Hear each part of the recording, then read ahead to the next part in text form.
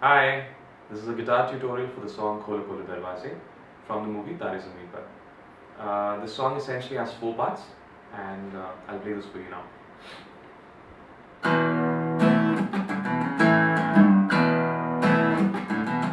Part 2.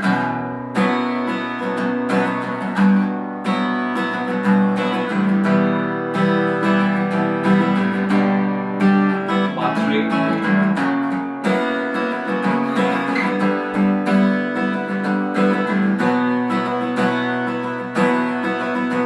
Part 4.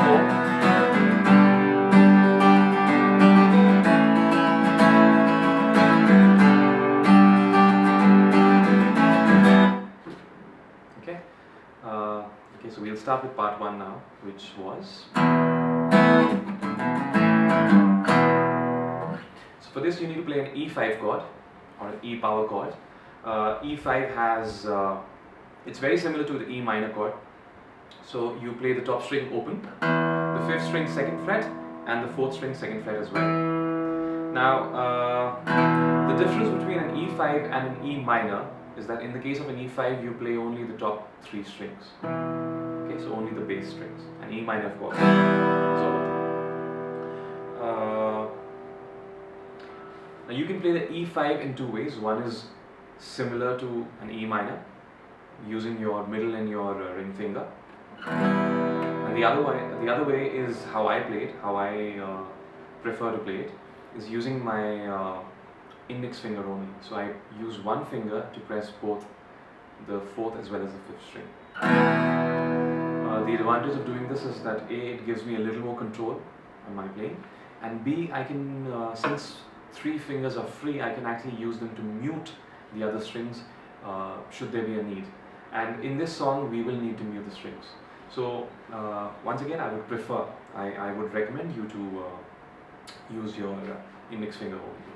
Okay, so first stroke is a downstroke. You play just the E5, the top 3 strings, and you follow it up with the treble strings, again a downstroke. So it's like this. And after playing that, you need to mute all of the strings. Okay, so which is where, like I said, playing the E5 with just one finger comes in handy.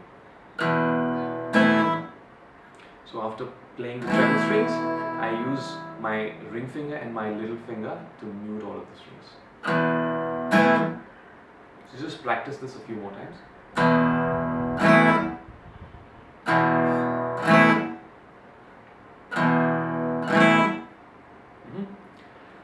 After this, we need to play 3 scratches. So it's going to be a downstroke, an upstroke, as well as a downstroke. The good thing is we have already kept our ring finger and the little finger to mute the strings. We keep the left hand the same way, in the same position, and we just do 3 scratches. So it'll be like this.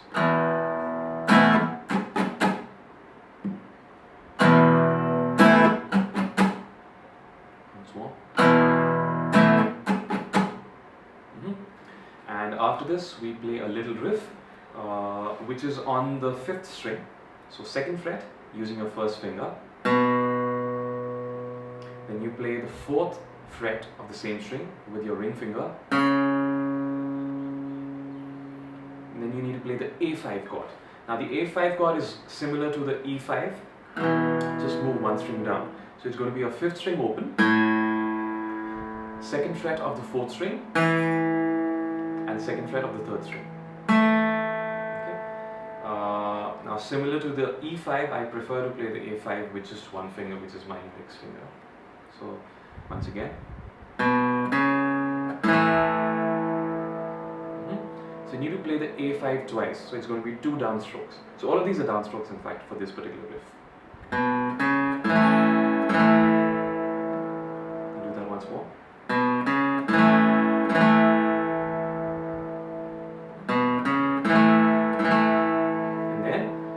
Use your middle finger to play the 3rd fret of the 6th string, and you add a little vibrato. Okay, so it goes like this.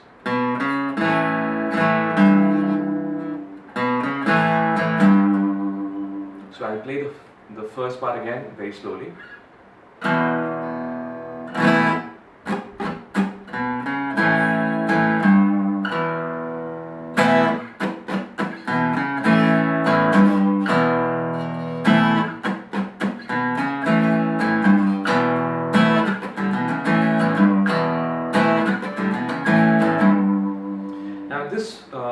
this part is played during the intro as well as the verse. So you play this a lot of times, and it might get a little boring if you keep playing the same thing again and again, which is why I prefer to add in some harmonics at times, just to keep it a little fresh.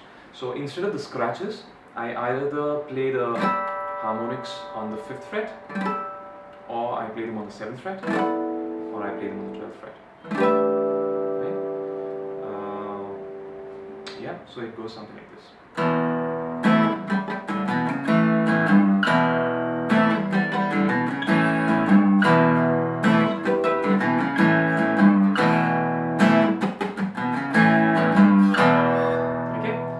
That's just one thing I do to make it sound fresh. That's part 1. Part 2 is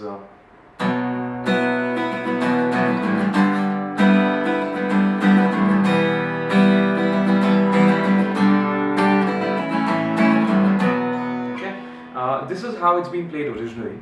So the actual chord is a B suspended 4th.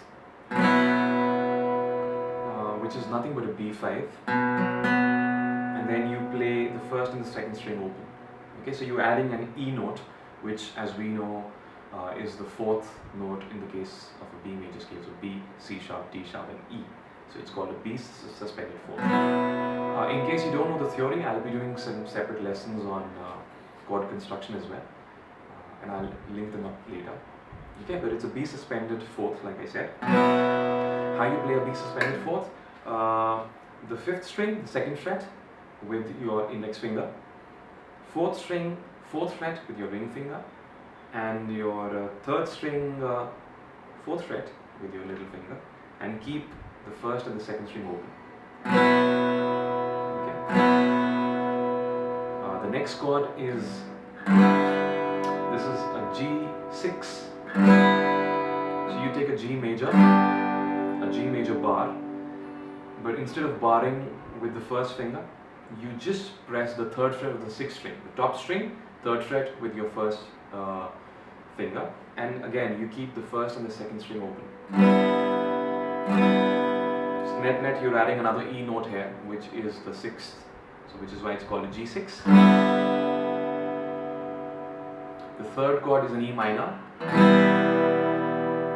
4th chord is a G chord, and the 5th chord is an A major. Okay, so and the strumming pattern is down, down, up, up, down, down, down, up. So let's do the strumming pattern a couple of times. Down, up, up, down, down, down, up, down, down, up, up, down, down, down, up.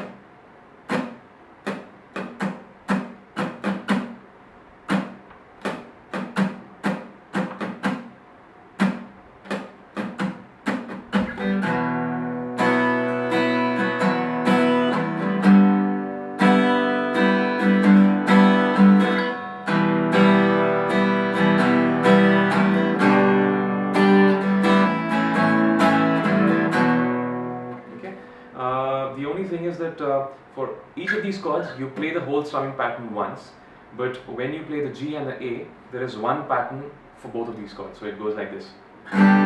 So the two downstrokes are on the G major, and the balance is on the A major.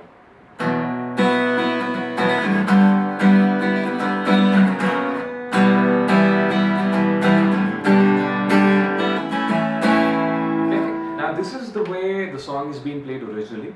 How I prefer to play is a little differently. Instead of the B suspended 4th and the G6, I play the B suspended 4th with an F sharp bass note. So I use my 1st finger to press both the 5th as well as the 6th string on the 2nd fret. So this is a B suspended 4th, and I add the F sharp bass note. I don't know, I just prefer playing it like this. And instead of a G6, I add the G note in the B suspended 4th. So how I play this is, I use my middle finger to play the G bass note. Okay, so it sounds like this.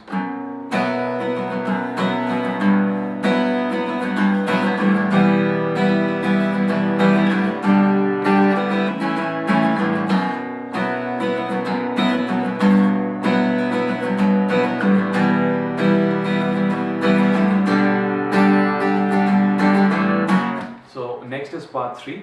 Okay, part 3 is.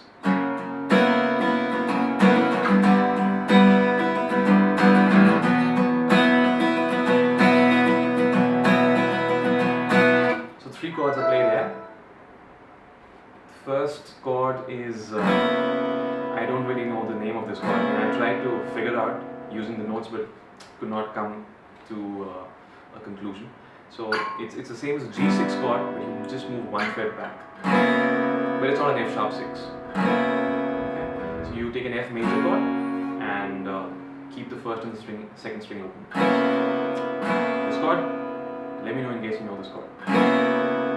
Followed by G6. And finally, a B suspended 4th. And B suspended 4th is actually played for 2 bars.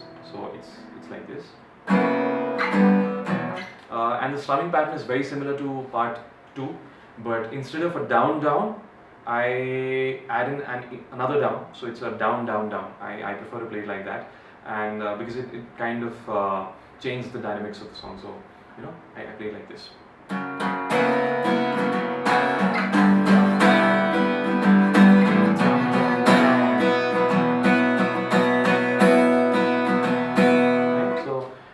Part 2 is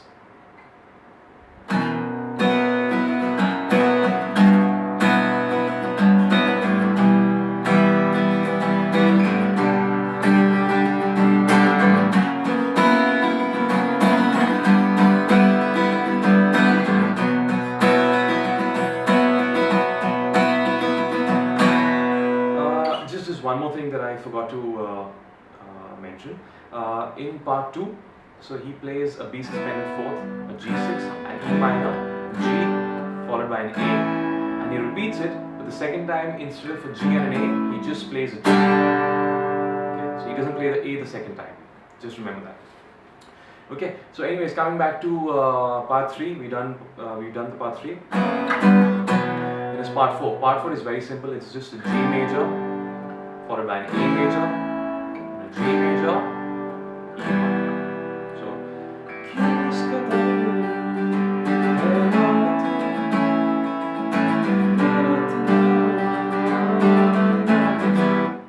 So the strumming pattern, I think it's similar to what I play in part 2. Yeah.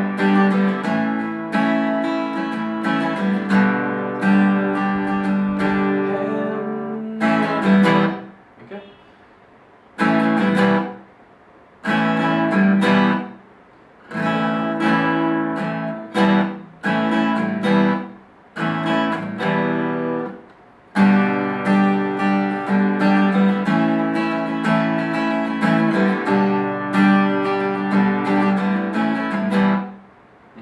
So those are the 4 parts of the song. There is a bridge as well, which is the same as part 4. So the same chords. I don't really. You can play it in any way. I mean, there's no fixed strumming for that. You can play arpeggios. It sounds nice with arpeggios. So.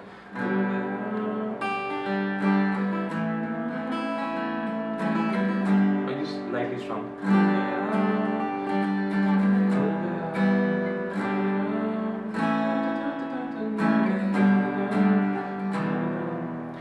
But there's one important element here, which is when it builds up towards the pre-chorus. So I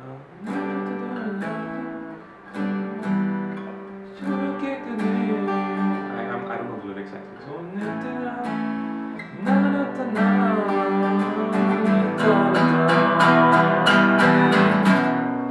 right. So G, A, G, and E minor.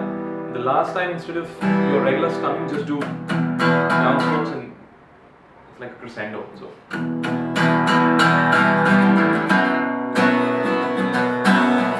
then you move on to part 2, which is the pre-chorus, part 3. Okay. So.